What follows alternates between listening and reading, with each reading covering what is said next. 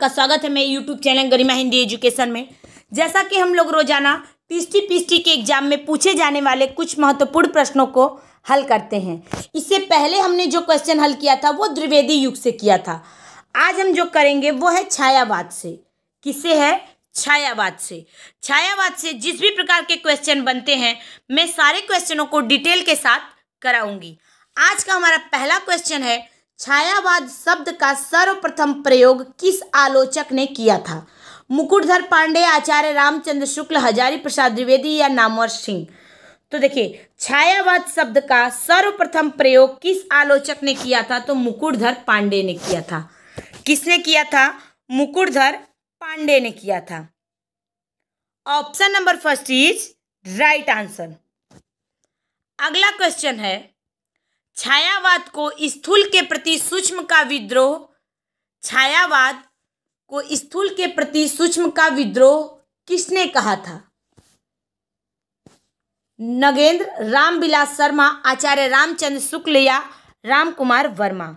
तो देखिए, छायावाद को स्थूल के प्रति सूक्ष्म का विद्रोह किसने कहा था? तो नगेंद्र ने कहा था। किसने कहा था? डॉक्टर नगेंद्र ने कहा था। डॉक्टर नगेंद्र ने छायावाद को स्थूल के प्रति सूक्ष्म का विद्रोह कहा है। अगला क्वेश्चन है, आचार्य रामचंद्र शुक्ल के अनुसार छायावाद में प्राप्त होने वाली प्रतीक शैली पर किस साहित्य का प्रभाव है? अंग्रेजी, फ्रांसीसी, बंगला या फारसी? तो देखिए, आचार्य रामचंद्र शुक्ल के अनुसार छायावाद में प्राप्त होने वाली प्रतीक शैली जो है वो फ्रांसीसी साहित्य का प्रभाव है। यानी कि किसका प्रभाव है? फ्रांसीसी साहित्य का प्रभाव है। तो राइट आंसर क्या हुआ? Option number 2। अगला क्वेश्चन है, छायावादी युग का प्रवर्तक किसे कहा जाता है? जयशंकर प्रसाद, सुमित्रा नंदन पंत, महादेवी वर्मा या सूर्यकांत त्रिपाठी निराला? तो छायावादी युग का प्रवर्तक किसे कहा जाता है? तो वो कहा जाता है जयशंकर प्रसाद को। किसको? जयशंकर प्रसाद को। कुछ लोगों को इसमें क्या है? मतभेद है। जैसे डॉक्टर गंगा प्रसाद पांडे निराला को मानते हैं छायावाद का प्रवर्तक, लेकिन ज्यादा लोगों का मत किसको जाता है? तो जयशंकर प्रसाद को। और पेपर में हमारा जो आंसर सही होता है वो भी है ऑप्शन नंबर फर्स्ट, यानी जयशंकर प्रसाद। अगला क्वेश्चन है, छायावाद की पहली रचना कौन सी मानी जाती है? पल्लव, लहर, कामायनी या झरना? तो छायावाद की पहली रचना कौन सी मानी जाती है? तो वो मानी जाती है झरना। किसने लिखी है? तो जयशंकर प्रसाद ने लिखी है। किसने लिखी है? जयशंकर प्रसाद ने लिखी है। कब लिखी थी झरना? तो 1918 में लिखी थी। कब लिखी थी? 1918 में। तो राइट आंसर क्या हुआ? Option number 4। अगला क्वेश्चन है, आधुनिक काल की किस काव्यधारा में रहस्यवाद की भावना पाई जाती है? द्विवेदी युग, छायावाद, छायावाद, प्रगतिवाद, प्रयोगवाद? यहां क्या रहेगा? प्रगतिवाद। यहां रहेगा प्रगतिवाद, प्रतिवाद नहीं, प्रगतिवाद। तो हमें बताना है आधुनिक काल की किस काव्यधारा में रहस्यवाद की भावना पाई जाती है? किसमें पाई जाती है? छायावाद में। किसमें? छायावाद में। Option number 2 is right answer. आधुनिक काल की छायावाद में काव्यधारा में रहस्यवाद की भावना पाई जाती है। रहस्यवाद का अर्थ क्या होता है? शैली विशेष या पद्धति विशेष का व्यापक अर्थ, उसी को कहते हैं रहस्यवाद। अगला क्वेश्चन है, जयशंकर प्रसाद की रचना कामायनी किस भाषा में लिखी गई है? सधुक्कड़ी, खड़ी बोली, ब्रज भाषा या अवधी? तो जयशंकर प्रसाद की कामायनी जो है वो लिखी गई है खड़ी बोली में। किसमें? खड़ी बोली में। Option number 4 is right answer. अगला क्वेश्चन है, कामायनी को छायावाद का उपनिषद किसने कहा है? नगेंद्र, मुक्तिबोध, इंद्रनाथ मदान या शांति प्रिय द्विवेदी? तो कामायनी को छायावाद का उपनिषद किसने कहा है? तो शांति प्रिय द्विवेदी ने। शांति प्रिय द्विवेदी ने जयशंकर प्रसाद की रचना कामायनी, जो 1936 में, कब 1936 में लिखी गई थी, उसको क्या मानते हैं? छायावाद का उपनिषद। Option number 4 is right answer. अगला क्वेश्चन है, छायावाद को राष्ट्रीय जागरण की काव्यात्मक अभिव्यक्ति किसने कहा है? नगेंद्र, नामवर सिंह, रामस्वरूप चतुर्वेदी, नंद दुलारे वाजपेयी? तो देखिए, छायावाद को राष्ट्रीय जागरण की काव्यात्मक अभिव्यक्ति किसने कहा है? तो वो कहे हैं नामवर सिंह। किसने कहा है? नामवर सिंह। डॉक्टर नामवर सिंह ने छायावाद को राष्ट्रीय जागरण से जोड़ते हुए लिखा था, छायावाद को उस राष्ट्रीय जागरण की काव्यात्मक अभिव्यक्ति है जो एक ओर पुरानी रूढ़ियों से मुक्ति चाहता है और दूसरी ओर विदेशी पराधीनता,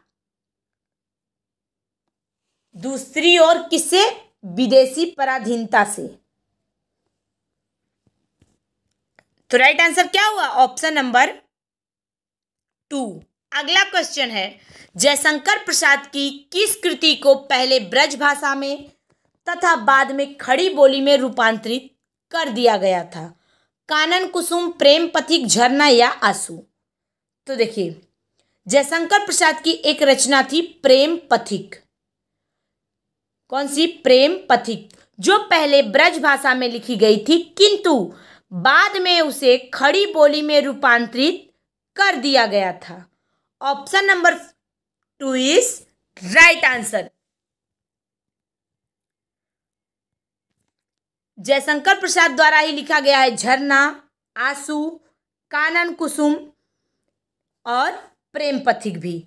लेकिन प्रेम पथिक ही वो रचना है जिसको पहले ब्रज भाषा में लिखा गया था और बाद में खड़ी बोली में परिवर्तित किया गया था या रूपांतरित किया गया था। अगला क्वेश्चन है, निम्नलिखित में से कौन सी कृति जयशंकर प्रसाद की नहीं है? कानन कुसुम, दीप शिखा, झरना या कामायनी? तो देखिए, जो नहीं है वो हो जाएगा ऑप्शन नंबर 2, दीप शिखा। कानन कुसुम, झरना और कामायनी अभी हमने बताया कि जयशंकर प्रसाद की है। दीप शिखा जो है किसकी रचना है? तो दीप शिखा रचना है महादेवी वर्मा की। किसकी है? महादेवी वर्मा की। अगला क्वेश्चन है, निम्नलिखित में से कौन प्रसाद जी द्वारा रचित विरह काव्य है?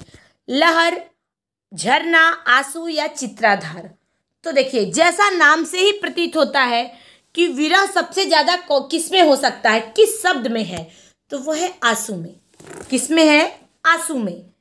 और यही जयशंकर प्रसाद की रचना है जो विरह काव्य है। क्या है? विरह काव्य।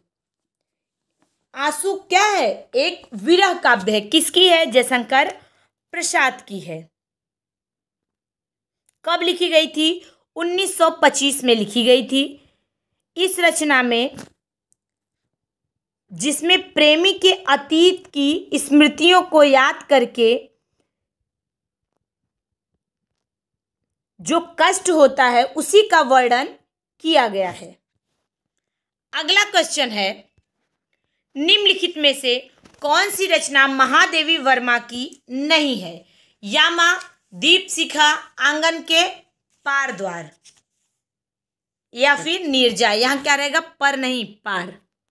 आंगन के पार द्वार। तो कौन सी रचना महादेवी वर्मा की नहीं है? तो वो है आंगन के पार द्वार।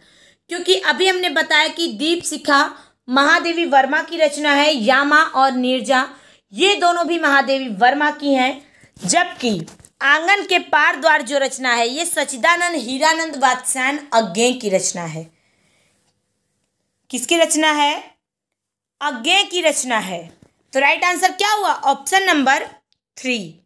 अगला क्वेश्चन है, निम्नलिखित में से कौन छायावादी कवि नहीं है? सूर्यकांत त्रिपाठी निराला, जयशंकर प्रसाद, सुमित्रा नंदन पंत या शिवमंगल सिंह सुमन। तो देखिए कौन छायावादी कवि नहीं है, तो राइट आंसर क्या होगा? Option number 4 Shivmangal Singh Suman. शिवमंगल सिंह सुमन जो है वो छायावादी कवि नहीं है। क्या है? प्रगतिवादी कवि है। क्या है? प्रगतिवादी कवि हैं। सूर्यकांत त्रिपाठी निराला, जयशंकर प्रसाद और सुमित्रा नंदन पंत, ये तीनों लोग छायावादी कवि हैं। अगला क्वेश्चन है, केवल सूक्ष्मगत सौंदर्य सत्ता का राग कहकर छायावाद का किसने विरोध किया था? आचार्य शुक्ल, महादेवी वर्मा, सुमित्रा नंदन पंत या अज्ञे। तो केवल सूक्ष्मगत सौंदर्य सत्ता का राग कहकर छायावाद का किसने विरोध किया था? तो वो है महादेवी वर्मा। किसने किया था? महादेवी वर्मा। महादेवी वर्मा ने कहा था छायावाद स्थूल की प्रतिक्रिया में उत्पन्न हुआ है। क्या हुआ है? छायावाद स्थूल की प्रतिक्रिया में उत्पन्न हुआ है, इसीलिए उन्होंने केवल सूक्ष्मगत सौंदर्य सत्ता का राग कहकर छायावाद का विरोध किया था। अगला क्वेश्चन है, कामायनी एक पुनर्विचार कृति का प्रकाशन किस वर्ष हुआ था? 1959, 1960, 1961 या 1962 ईस्वी। तो देखिए कामायनी एक पुनर्विचार 1961 में प्रकाशित हुआ था। किसकी रचना है? तो गजानन माधव मुक्तिबोध की रचना है। और यह रचना कामायनी को फैंटेसी काव्य माना जाता है। इन्होंने कामायनी को फैंटेसी काव्य माना है। किसने? मुक्तिबोध ने। अगला क्वेश्चन है, हिंदी काव्य की आधुनिक मीरा किसे कहा जाता है? कीर्ति चौधरी, सुभद्रा कुमारी चौहान, महादेवी वर्मा या फिर उषा प्रियंवदा। तो देखिए हिंदी काव्य की आधुनिक मीरा जो कहा जाता है वो कहा जाता है महादेवी वर्मा को। किसको? महादेवी वर्मा को। जिस प्रकार मीरा ने स्वयं को कृष्ण के प्रति समर्पित कर दिया था, वही समर्पण भाव महादेवी की कविताओं में भी प्रतीत होता है, इसीलिए महादेवी वर्मा को आधुनिक मीरा कहा जाता है। अगला क्वेश्चन है, महादेवी वर्मा के किस काव्य संग्रह की कविताएं वैदिक संस्कृत के विभिन्न काव्यांशों पर आधारित हैं? सप्तपर्णा, दीपशिखा, नीरजा या शांतगीत। तो देखिए महादेवी की एक रचना है सप्तपर्णा। कौन सी? सप्तपर्णा। सप्तपर्णा काव्य संग्रह की कविताएं वैदिक संस्कृत के विभिन्न काव्यांशों पर आधारित है। तो राइट आंसर क्या हुआ? Option number first. क्या हुआ? Option number first. अगला क्वेश्चन है, निराला की कविता राम की शक्ति पूजा पर किस रचना का सर्वाधिक प्रभाव है? रामचरितमानस, वाल्मीकि रामायण, साकेत या फिर कृतिवास रामायण। तो देखिए निराला की कविता है राम की शक्ति पूजा, जिस रचना पे सर्वाधिक प्रभाव किसका पड़ा है? कृतिवास रामायण का। किसका? कृतिवास रामायण का। ऑप्शन नंबर 4 क्या हो जाएगा? करेक्ट हो जाएगा। अगला क्वेश्चन है, सुमित्रा नंदन पंत का जन्म स्थान कहाँ है? कौसानी, बागेश्वर, नैनीताल या फिर हल्द्वानी। तो देखिए सुमित्रा नंदन पंत का जन्म स्थान जो है वो है कौसानी। कहाँ है? कौसानी। सुमित्रा नंदन पंत का जन्म 1900 ईस्वी में हुआ था और उत्तर प्रदेश में हुआ था। उस समय उत्तर प्रदेश था, लेकिन अब क्या है? वो उत्तराखंड हो गया है। उत्तराखंड के अल्मोड़ा जिले के कौसानी नामक ग्राम में हुआ था और इनकी मृत्यु 1977 में इलाहाबाद यानी कि प्रयागराज में हुई थी। तो राइट आंसर क्या हुआ? Option number first. ये रहा हमारा आज का क्वेश्चन। मुझे उम्मीद है सभी लोगों को समझ में आया होगा। सभी लोग ध्यान से देखें। Thank you so much.